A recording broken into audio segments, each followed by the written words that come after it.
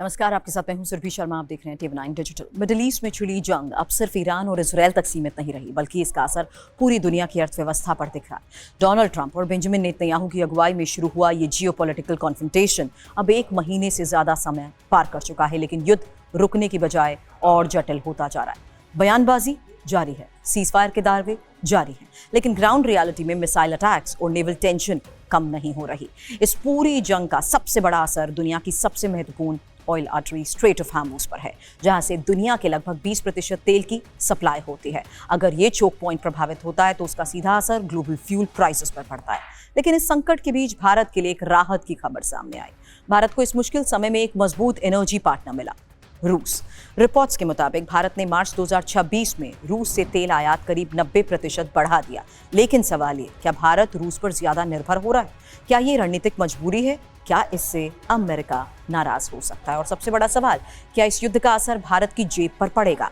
आज की इस खास रिपोर्ट में समझेंगे पूरी जियोपॉलिटिकल स्ट्रैटेजी और इंडिया इंपैक्ट। ईरान और इजरायल के बीच तनाव नया नहीं है, लेकिन इस बार स्थिति इसलिए खतरनाक मानी जा रही है क्योंकि इसमें अमेरिका का इनडायरेक्ट इन्वॉल्वमेंट दिख रहा है। अमेरिका ओपनली इजरायल का स्ट्रैटेजिक सपोर्टर तो है, ईरान लगातार इजरायल को रीजनल थ्रेट बताता रहा है और प्रॉक्सी ग्रुप्स जैसे हिजबुल्ला और रीजनल मिलिटेंट्स भी इस कॉन्फ्लिक्ट को कॉम्प्लेक्स बना रहे हैं।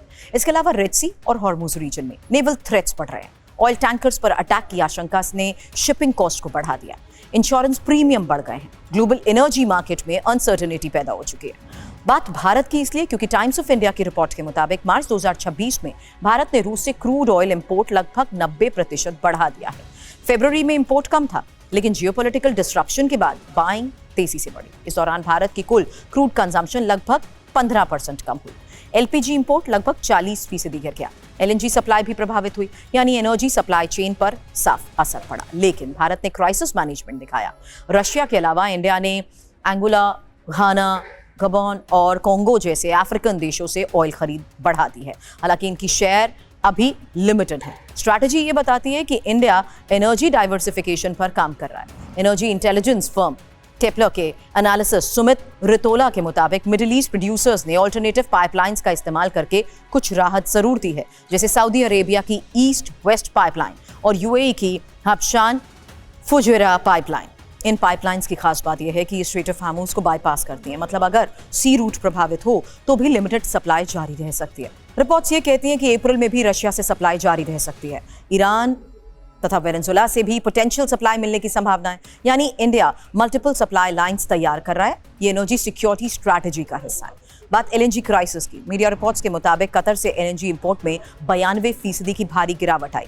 कतर एनर्जी ने फोर्स मेजर डिक्लेयर किया, मतलब एक्स्ट्राऑर्डिनरी सर्कमस्टांसेस के कारण सप्लाई कॉन्ट्रैक्ट टेम्पररी फुलफिल नहीं हो सके। इसका असर इंडिया पर भी पड़ा, लेकिन इंडिया ने ऑल्टरनेटिव सोर्सिंग शुरू की। यूएसए, ओमान, नाइजीरिया, अंगोला, इन देशों से एलएनजी इंपोर्ट बढ़ाया।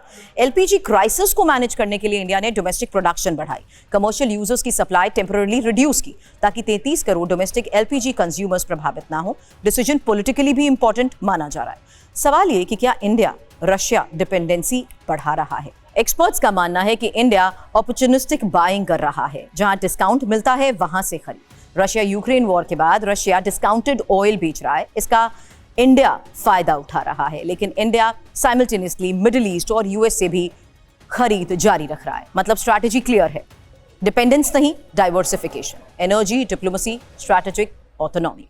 कुल मिलाकर इस पूरे क्राइसिस से 3 बड़ी बातें निकलकर सामने आई। जहां पहली, मिडिल ईस्ट कॉन्फ्लिक्ट का असर ग्लोबल इकोनॉमी पर सीधा पड़ता है। दूसरा, इंडिया अब एनर्जी सोर्सिंग में ज्यादा स्ट्रैटेजिक हो गया है। और तीसरा, रशिया इंडिया का इमरजेंसी एनर्जी पार्टनर बनकर उभरा है। लेकिन लॉन्ग टर्म पिक्चर अभी क्लियर नहीं है। अगर वॉर लंबी चली, फ्यूल प्राइसेस फिर बढ़ सकते हैं, इन्फ्लेशन पर असर पड़ता है और ग्लोबल रिसेशन फियर्स भी बढ़ सकते हैं। देखना यही होगा कि क्या डिप्लोमेसी जीतती है या कॉन्फ्लिक्ट लंबा चलेगा। फिलहाल इतना ही। अगर आपको ये वीडियो पसंद आया तो करिए लाइक और चैनल को करें सब्सक्राइब।